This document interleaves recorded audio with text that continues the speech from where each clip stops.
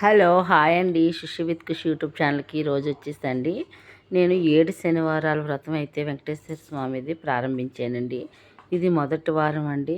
చాలామంది చెప్తున్నారండి, ఏ సమస్యలున్నా ఏ బాధ ఉన్నా మీకు ఏదైనా కోరిక అయితే కోరుకుంటే మీకు 7 శనివారాలు పూర్తి అయ్యేలోపు మీ కోరిక అనేది నెరవేరుతుందని చేసిన వాళ్ళందరూ చెప్పారండి. అలాగే నేను కూడానండి ఇప్పుడు ఈ వ్రతం అయితేనండి ప్రారంభించానండి.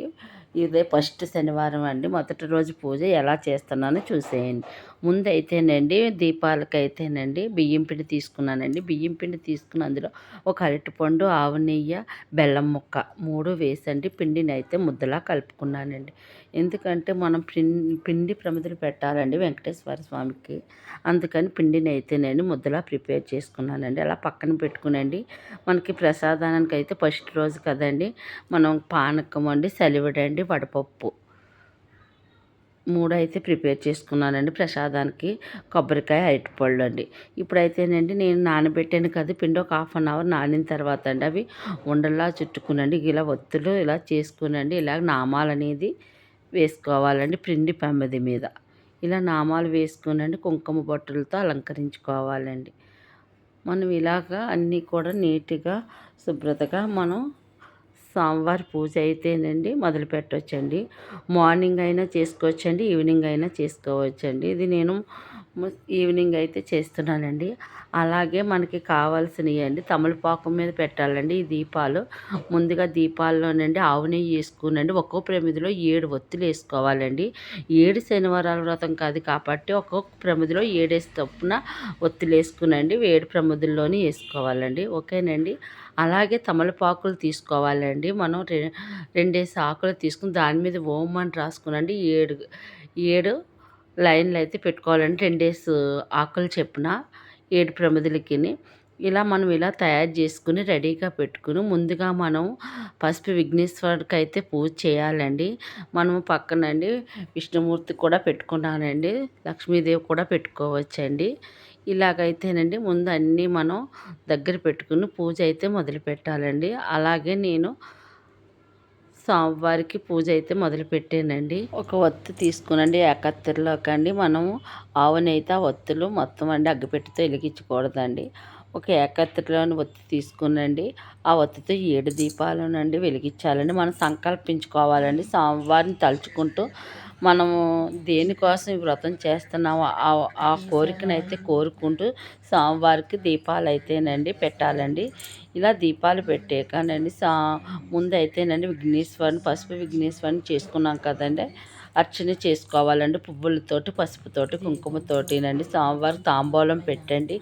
అక్షంతలు వేస్తూనండి స్వామివారిని మన విఘ్నేశ్వరుని తలుచుకుంటూ పూజ అయితేనండి విఘ్నేశ్వర పూజ చేసేసుకోవాలండి ఫస్ట్. తర్వాత అండి మనం వెంకటేశ్వర స్వామి అష్టోత్తరం చదువుకోవాలండి. వెంకటేశ్వర స్వామి అష్టోత్తరం చదువుకుంటూనండి స్వామివారికి పువ్వులతోటి, పసుపుతోటి, కుంకుమతోటి, అక్షింతలతోటి అయితేనండి మనం అష్టోత్తర శతనామావళి చదువుకోవాలండి. ఇలా చదువుకున్న తర్వాత అయిపోయిన తర్వాత అండి హారతి ఇచ్చుకోవాలండి. మనం స్వామివారికి హారతి ఇచ్చుకునండి మనం ఏమైతే కోరుకుంటున్నామో అది సంకల్పన చేసుకుని మనసులోనండి స్వామివారిని తలుచుకుంటూ హారతి ఇచ్చుకునండి మనం స్వామివారికి దండం అయితే పెట్టుకోవాలండి. ఇలాగండి మనం 7 శనివారాలు చేయాలండి. ఇలా 7 శనివారాలు చేసాక స్వామివారికి ఎక్స్ట్రాగా మనకి వడ్డీ కాసులు వాడు కాబట్టి 8వ శనివారం ఎక్స్ట్రాగా చేసుకోవాలండి. ఆ రోజు చేసుకుని చాలామంది లాస్ట్ వారం అయితే భోజనాలు పెట్టుకునే వాళ్ళు భోజనాలు పెట్టుకోవచ్చు అండి, తాంబూలం పెంచుకున్న వాళ్ళు తాంబూలం ఇచ్చుకోవచ్చు అటండి. నేను ఈ 7 వారాలు ఇది ఫస్ట్ వారం కదండి. ఇప్పుడు వెంకటేశ్వర స్వామి కథనైతేనండి వినిపిస్తానండి. కథ కంపల్సరిగానండి వెంకటేశ్వర స్వామి కథ వినాలండి. కథ విన్నవారికి కూడానండి పూజాపాలన దక్కుతుందండి. కథలోకి అయితే వచ్చేస్తుంది. పూజిస్తున్నారా అని విచారం కలిగింది. అప్పుడు వెంకటేశ్వరునికి తపస్సు చేయగా ఆయన సాక్షాత్కరించాను. స్వామి, నా పేరు వింటే ప్రజలు భయపడుతున్నారు. ఆ భయం పోవడానికి ఇంక నుంచి నాకు ప్రీతి అయిన శనివారం నాడు నన్ను ధ్యానించి ఆరాధించి ఆ పైన నిన్ను పూజించిన వారికి సర్వదేవతలను పూజించిన ఫలము ఆ ఒక్క రోజులోనే రావాలి అని కోరాను. అందుకు స్వామి చిరునవ్వి నవ్వి, నీ కోరిక సమంజసంగానే ఉంది. అసలు నీకు నాకు భేదం ఏముంది? 6 వారాలు దాటాక ఏడో వారం అంటే నా ఇష్టం. ఇష్టపడతావు. నేను 6 కొండలు దాటాక ఏడవ కొండ మీద ఉంటాను. నువ్వు నీలవర్ణుడివి. నేను ఆవర్ణుడినే. నువ్వు గ్రహానివి. నేను సప్తగిరీశ్వరుడును. సామాన్యుడు మానవులకు ఈ విషయాలు తెలియక నువ్వంటే భయపడుతున్నారు. నేను నిన్ను వేరుగా చూస్తున్నాను. నువ్వు కోరిన వరాన్ని అనుగ్రహిస్తున్నాను. ఏ భక్తులు 7 శనివారాల పాటు నన్ను ముందు పూజించి ఆ తర్వాత నిన్ను పూజిస్తూ సప్త శనివార మహావ్రతంగా ఆచరిస్తారో వారు శని దోషాల నుంచి వారు విముక్తులై సౌఖ్యాన్ని పొందుతారు. ఆరోగ్యాది ఐశ్వర్యాలు సకల శ్రేయస్సులను పొందుతారు. ఇందులో సంశయమేమీ లేదు అని వరమిచ్చాడు. శౌనకాది మహామునులంతా సూతుడు చెప్పింది విని చాలా ఆనందించి ఈ సప్త శనివార వ్రతం ఆచరించి శ్రీనివాసుని అనుగ్రహం పొందిన వారెవరైనను అంటే వారి కథను వించు మరి అతనిని అడిగారు. సూతుడు చెప్పడం ఆరంభించాడు. దేవదత్త దంపతులు శనివార వ్రత కథ. పూర్వకాలం కాంచీపురంలో దేవదత్తుడు అనే ఒక బ్రాహ్మణుడు ఉండేవాడు. అతడు వేదాంగ పారంతకుడు. అతని బాల్యి మాలిని వాళ్ళిద్దరూ అతిథుల్ని అభాగ్యుతుల్ని ఆదరిస్తూ గృహస్థ ధర్మాన్ని పాటిస్తుండేవారు. వారికి శ్రీ వెంకటేశ్వర స్వామి ఇలవేల్పు.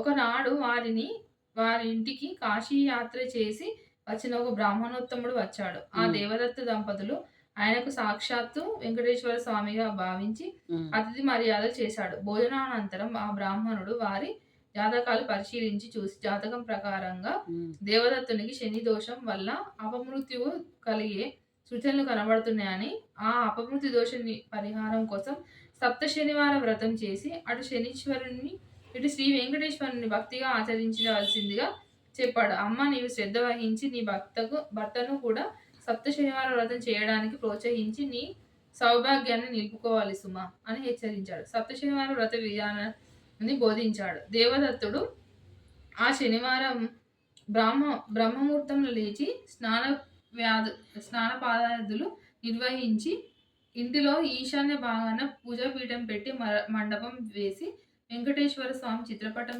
పెట్టి నైవేద్యానికి కొబ్బరికాయలు, అరటి పండ్లు, నల్ల ద్రాక్ష పండ్లు, 7 చిలిమి ఉండలు సిద్ధం చేసుకొని ఉదయం పూజ చేసి ఒక బ్రాహ్మణుని పిలిచి ఆయనకు భోజనం పెట్టి ఆ పైన వారు భుజించి మొదటి రోజు వ్రతం యథావిధిగా నిర్వర్తించారు. ఆ విధంగా వరుసగా 7 వారాల పాటు వ్రతాన్ని భక్తి శ్రద్ధలతో కొనసాగించాడు. 7వ శనివారం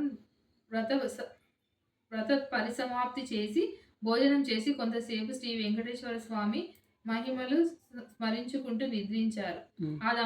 ఆ దంపతుల భక్తి శ్రద్ధలకు పూజా విశేషాలకు ప్రసన్నుడై శ్రీ వెంకటేశ్వర స్వామి మాలిని దేవికి స్వప్నంలో సాక్షాత్కరించి, ఓ పరమ సాధ్వి, మీ దంపతులు ఇద్దరు శ్రద్ధా భక్తులతో చేసిన సప్త శనివార వ్రతానికి నాకు చాలా సంతృష్టి కలిగింది. ఆ వ్రత ప్రభావం వల్ల నీ భర్తకు శనీశ్వర దోషం, అపమృత్యు భయం కూడా తొలగిపోయాయి. అతనికి రాబోయే జన్మలోని ఆయుర్జయాన్ని ఈ జన్మలోనికి తీసుకువచ్చి ఇతన్ని పూర్ణాయుర్దాయం కలగాలని చేశాను. మీరిద్దరు సుఖశాంతులతో ఆనందంతో 100 ఏళ్ళు జీవించి ధర్మార్థ కామ మోక్షాలకే 4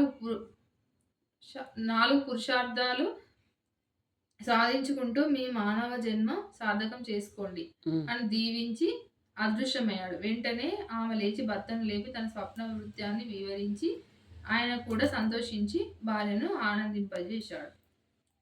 ఒక శుభముహూర్తాన ఆ దంపతులు ఇద్దరు శ్రీ వెంకటేశ్వర స్వామి దర్శనంకే తిరుపతి కొండకు వెళ్ళి మొక్కులు తీర్చుకుని ఆ స్వామిని మనసారా స్తుతించి ప్రసాదం స్వీకరించి తిరిగి వచ్చారు. ఇంటికి వచ్చాక బ్రాహ్మణులను పిలిచి అన్న సంతర్పణ చేసి బ్రాహ్మణ ఆశీర్వాదాలు పొందారు. జీవితాంతం వరకు యథాశక్తిగా శ్రీ వెంకటేశ్వర స్వామి సేవ చేస్తూ చివరికి శ్రీ స్వామి సాన్నిధ్యాన్ని పొందారు.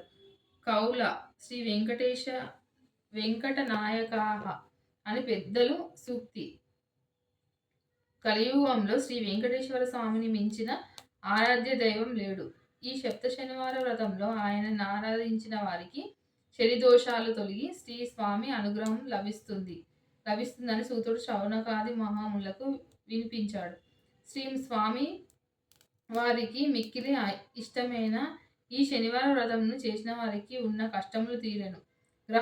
గ్రహ బాధలు పోవును. సంపదలు భోగములు కలుగును. వారికి వారి కుటుంబాలకు సర్వ శుభములు కలుగును.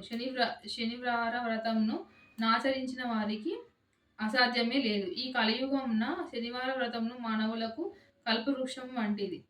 శనివార వ్రతమును చేసి స్వామివారిని అర్పించి స్తుతించి ఈ కథను చదువుకొనినను ధన్యులు. కావున మనము అందరము యథాశక్తిగా శనివార వ్రతమును ఆచరించి శ్రీ వెంకటేశ్వర స్వామి వారి అనుగ్రహమును పొందుదాము. ఓం నమో వెంకటేశాయ నమః. సర్వే జన సుఖినో భవస్తు.